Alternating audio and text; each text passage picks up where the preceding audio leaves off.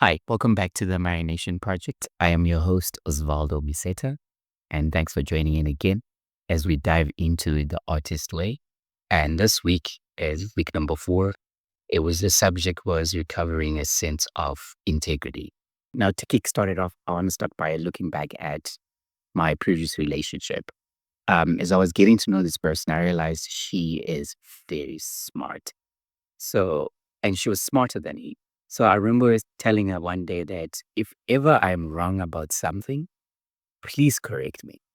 And she was like, yeah, cool. I definitely will do that. And then something happened. Hindsight bias. She then corrected me in future after it happened, not in the moment, but more so because I'd brought it up the subject of, like, yo, man, I got this thing wrong. I don't remember what it was, but it was very small. And then there was that hindsight bias of like, yeah, I wanted to say, but I didn't say what. I'm like, wait, why didn't you say? And then she's like, no, it's because of conditioning. Like my experience with men is that a lot of men don't want to be told when they're wrong. They just want to carry on with their plan and then do things their way. And so is their experience with not just men in the romantic manner, but even with father figures as well. There was that sense of she knows that she is right about a subject. She knows that she's right about the numbers, about a lot of things. But because of the masculine ego and the experience she's had around that, she's then learned to, or rather been conditioned to pull back. Like her reaction to that was to pull back. And she's just like, oh, just let the men be the men. And I was like, no, that is very distorted in a partnership because I'm not going to be right about everything. That's impossible. That would literally, the day I become right about every single piece of information is the day I become God. Like God's the divine, like the supreme divine being. And I was like, that's such an egotistical mindset to have. Like I know, but it didn't stop there. I then asked her, do you know why men are like that? And it's like, no. And I'm like, it's because we are just expected to have all the answers. If there's one thing as a man that is an expectation and not an expectation from one gender, from society as a whole, is that a man always has a plan and a man has it figured out. And on top of that, it's also because we are being conditioned to believing that our sense of value makes us worthy of receiving love. And it's a conditioning we face, all of us, especially like from a young age. The last time you experienced love without conditions, not the last time, but you mainly receive love without conditions from your mom. And then as you start growing up and you start turning into manhood, the love that you receive from everyone around you is mostly based off of the value you bring. So it's like that's why it's like that. It's like a conditioning for us. Not knowing makes us look weak, right? But I was like, that needs to stop. Now this is just me and her in terms of how um I wanted our relationships to be built on the foundation of. And each of us has the responsibility of letting go of our old conditioning.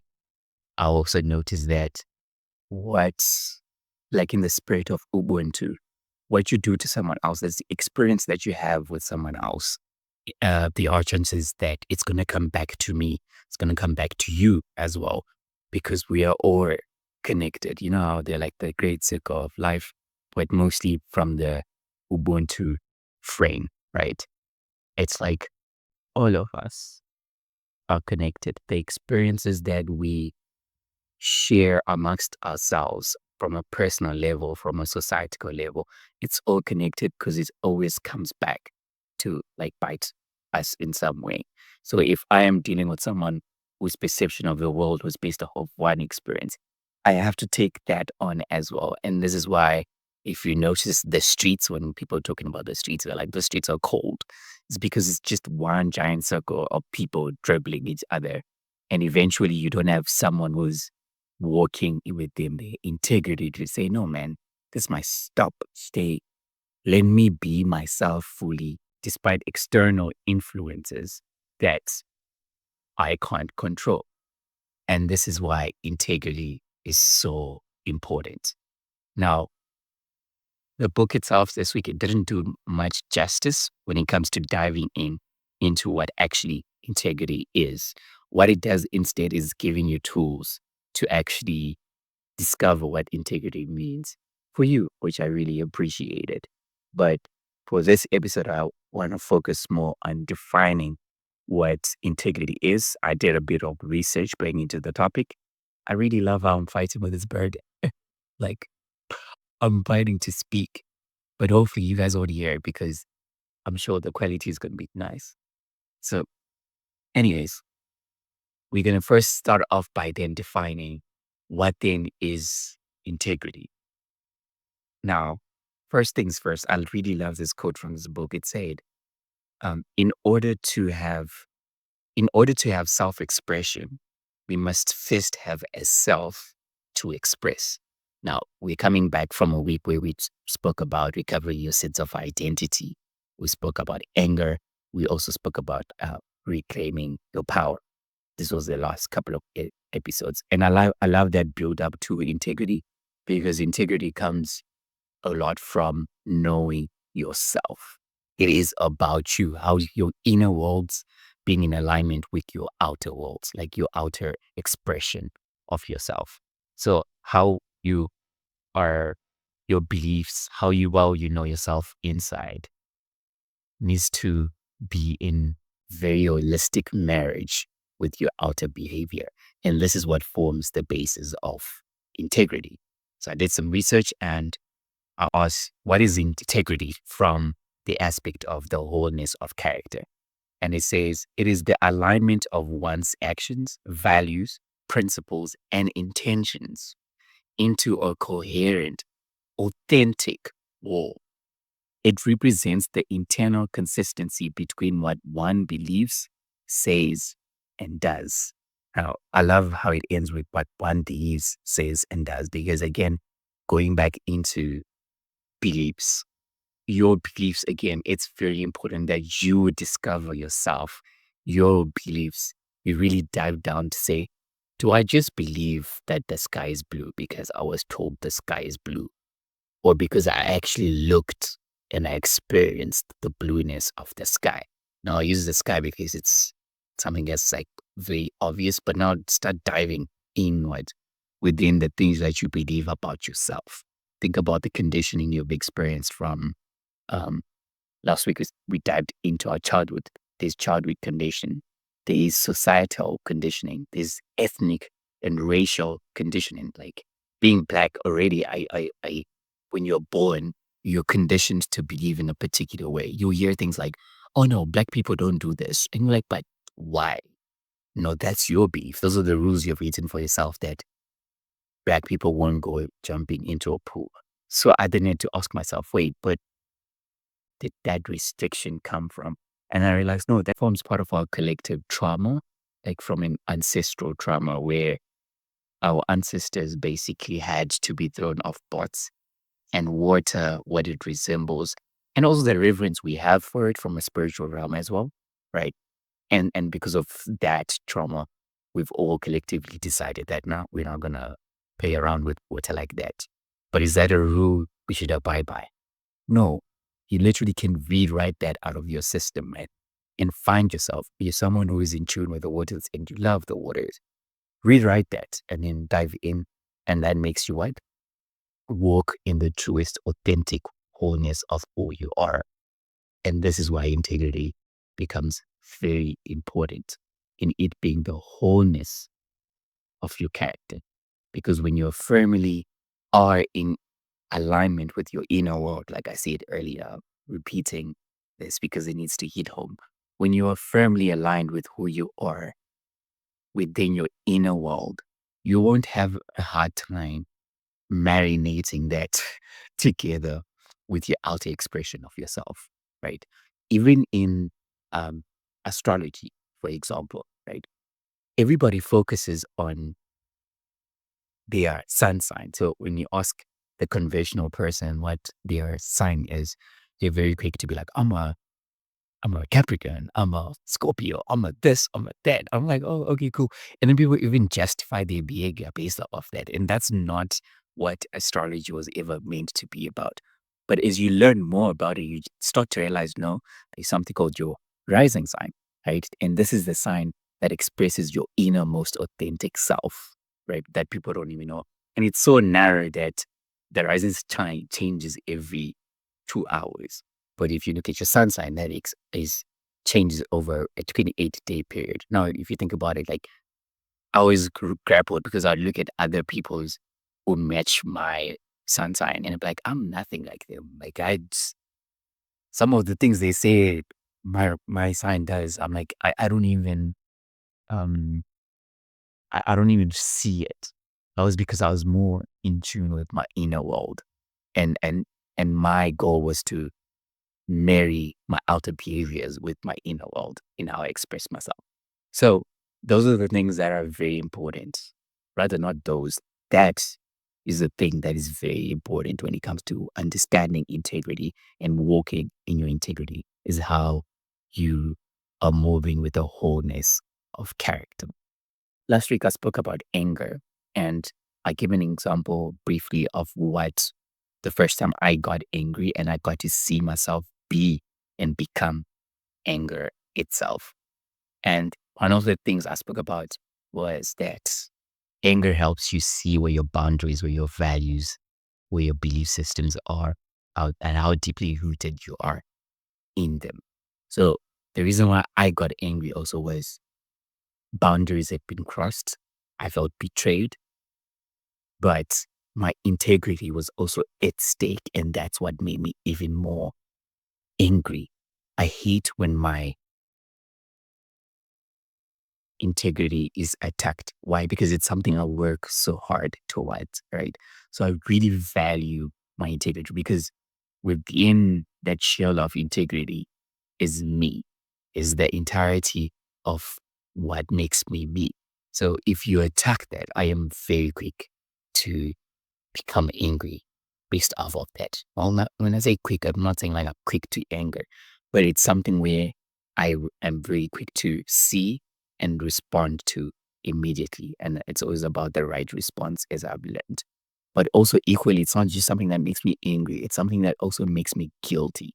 If I ever betray those confines of what I've established my integrity to be about, watch guilt eat me and rip me apart because I will feel the sense of guilt because I know this is self betrayal in the highest form.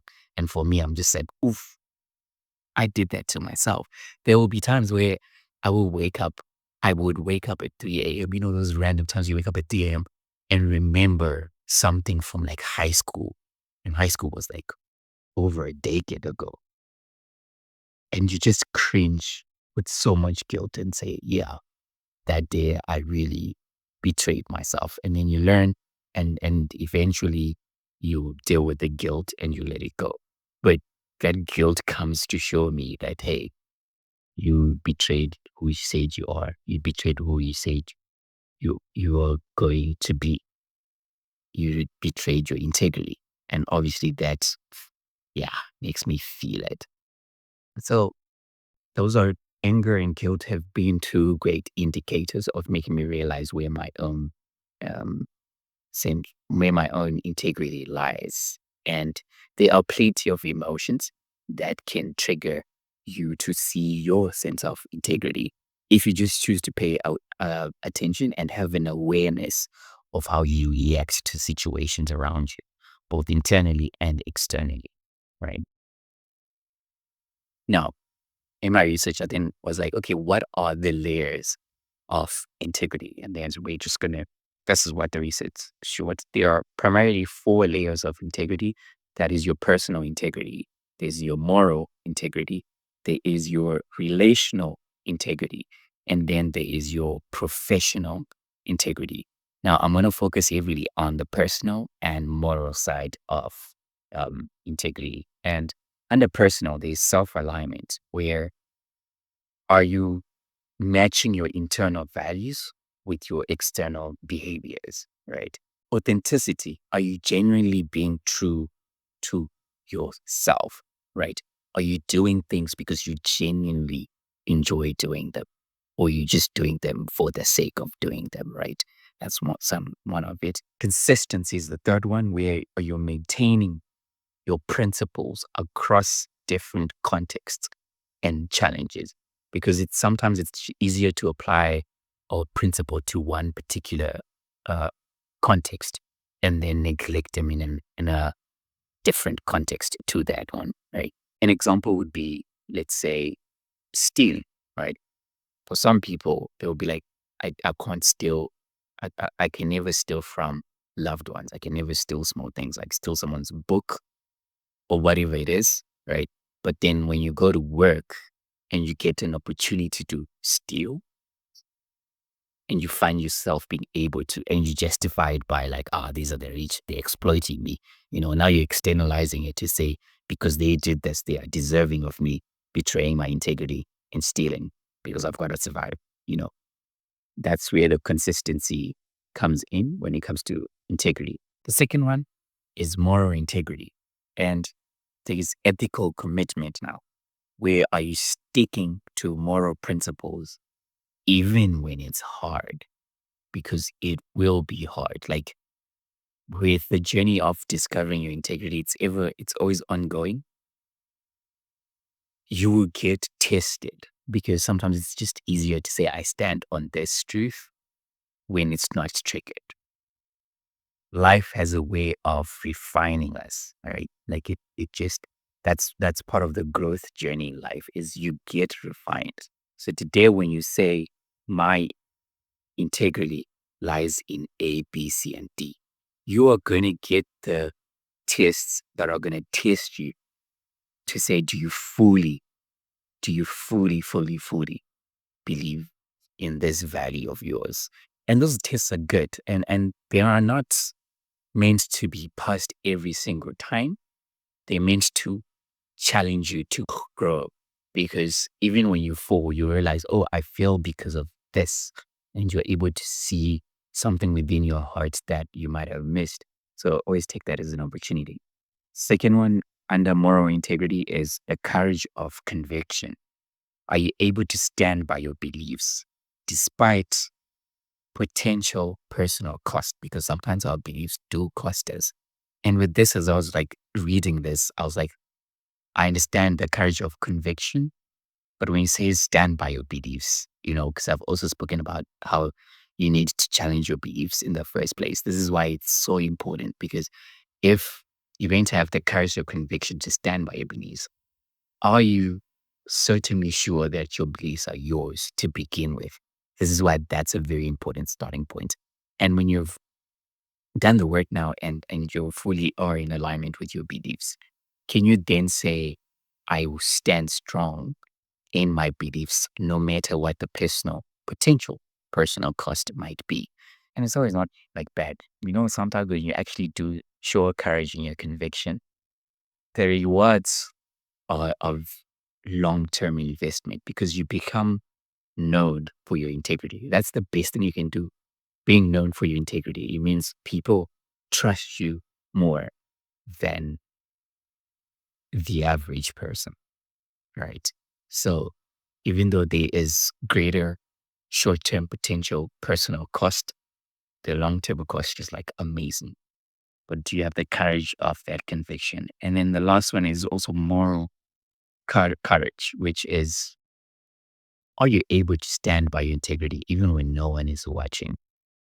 Because again, sometimes we might do these things from a performative standpoint where I want to be known for my integrity in this sphere. So you only do it when everyone's around. But like here to the home, it's bad. Some people want to be known for how fresh and clean looking they are in the outer world. Like, the gents, I love it for the gents. They are starting to take care of themselves.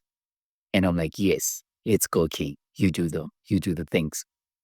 But you enter their homes and it's a completely different story. It doesn't match the outward behavior they have with everyone else.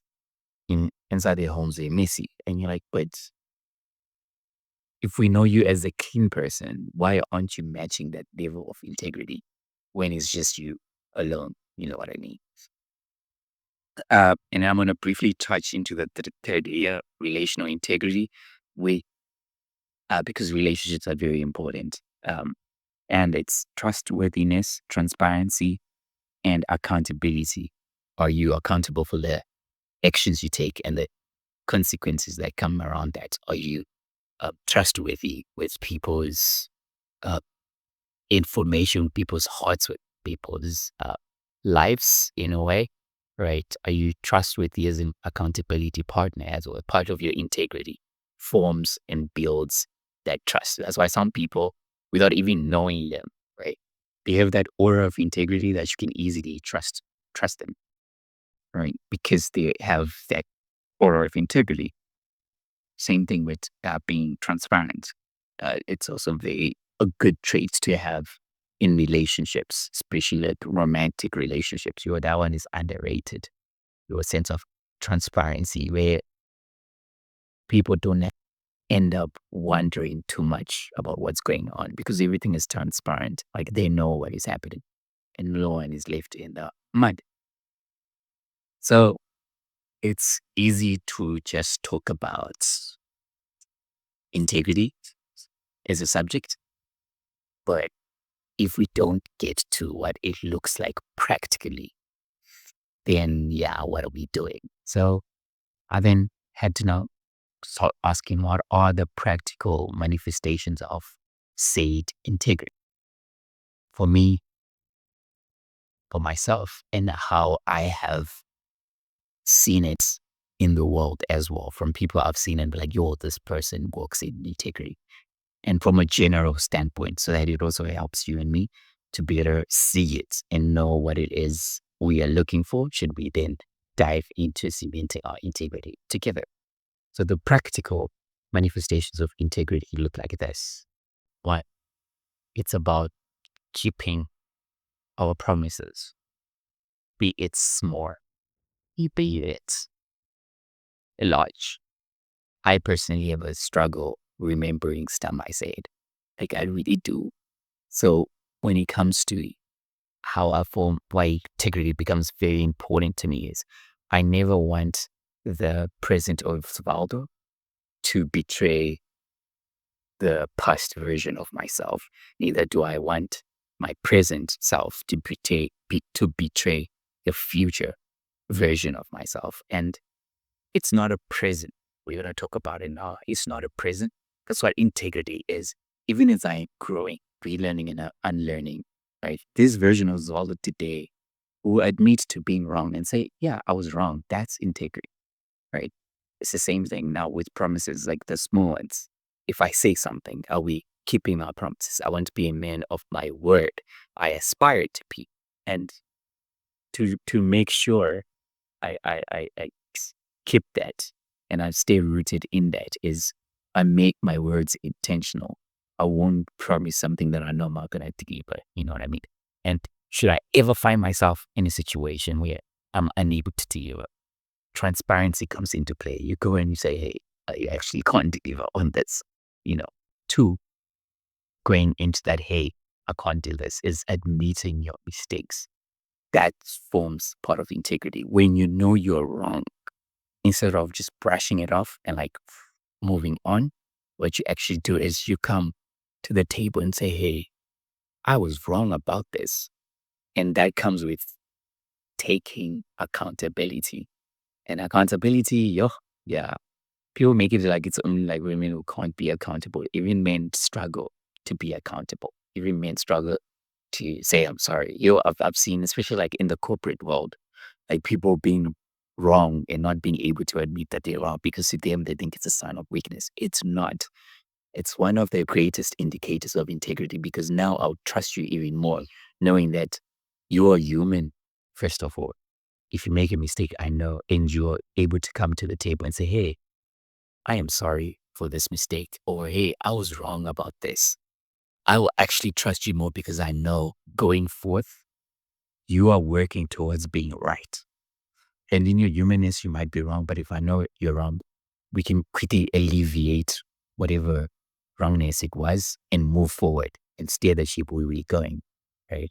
I'm learning not to be a leader, so Those are the things I'll be looking for, right? The other thing we're scared of and what integrity looks like is speaking your truth, even in moments where it's so uncomfortable. Sure. Let me rephrase that to speaking truth.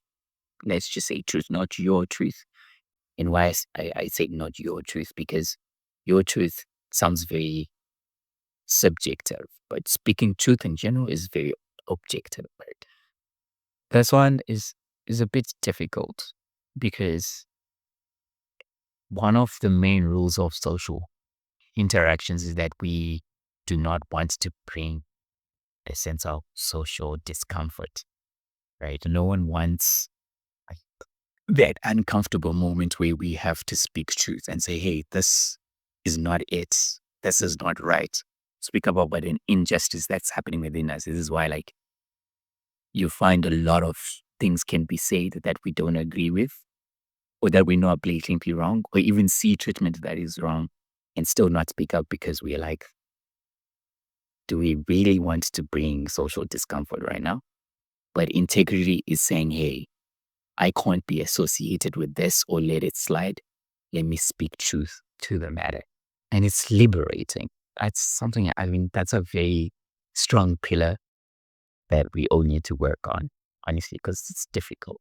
Number four really marries that in that prioritizing our principles over convenience. That's another big thing where sometimes it's just convenient to be quiet. Sometimes it's convenient not to act. Sometimes it's not even sometimes. Most times it really is convenience. And we have been sold convenience so many times. It's now in our DNA as millennials, as Gen Zers. It's really like convenience. We live for that drug. So can you prioritize your principles even when it's not convenient to you? And lastly, integrity looks like consistent behavior. And lastly, integrity looks like consistent behavior across different contexts or facets of your life. How I came to fully and grasp this part of integrity is I ask myself, if I brought people from different circles in my life to in one room and all of them had to describe who I am, and do this for yourself. Think about that from your own perspective. If all of them came into one room and say, describe you, describe me, would they maintain consistency in the descriptive words that they use? Would they say, this person speaks truth the whole time? This person is like this, they are joyful, they smile. Or is there going to be discomfort in what they say? And I fully understand that different social spaces bring out a different version of yourself. But again, your inner world needs to be in alignment with your outer behavior. So even in different aspects of you being brought out, are you maintaining the integrity within and your expressions? Now that we've highlighted what it looks like, let's highlight what it's not. So integrity is not perfection. Integrity is not rigidity. Integrity is not inflexibility. Integrity is not self-righteousness. That is not what it is. It's not meant to be a prison that locks you in, that you can't move. No, no, no, no. It's not about, oh, I am perfect because I walk in integrity. That's why what integrity means for everyone is different based off of what their inner world. And your inner world will change as you grow. So it allows flexibility throughout. And to marinate what integrity is, right? I found this statement. I was like, integrity is not a destination, but a continuous journey of aligning one's inner landscape with outer expression. It's a dynamic, evolving practice of staying true to one's highest self while remaining adaptable, humble, and committed to growth. Because you're not a tree. You're not meant to just stay where you are and grow. You're going to move, go through different life phases. And each phase will demand a different expression of you. And you need to be able to be flexible in realizing I need to grow. And then you grow and put in the right positive change within you. That's what integrity is about. And I really love this week for me. Hammered about integrity. Now, this week also came with exercises, and there were two in particular that I really loved and like to share. It was the buried dreams exercises where it was quick. It wasn't meant to like think deep about, but they're asking about your buried dreams. List 5 hobbies that you currently enjoy. List 5 classes that you'll take. List things that you wouldn't do or do.